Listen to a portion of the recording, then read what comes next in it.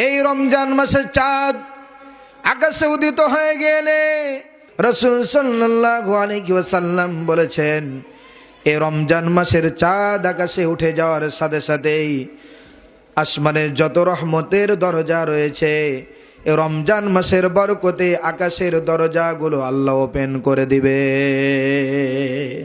আলহামদুলিল্লাহ বলেন।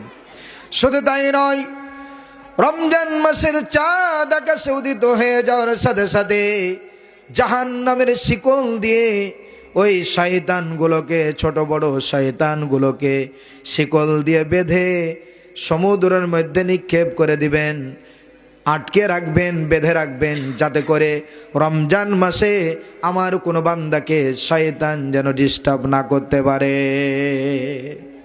তা রমজান মাস চলে এসেছে, আল্লাহ তো আপনাকে আমাকে কবুল করে রিজিক হায়াত দিয়ে রাখে।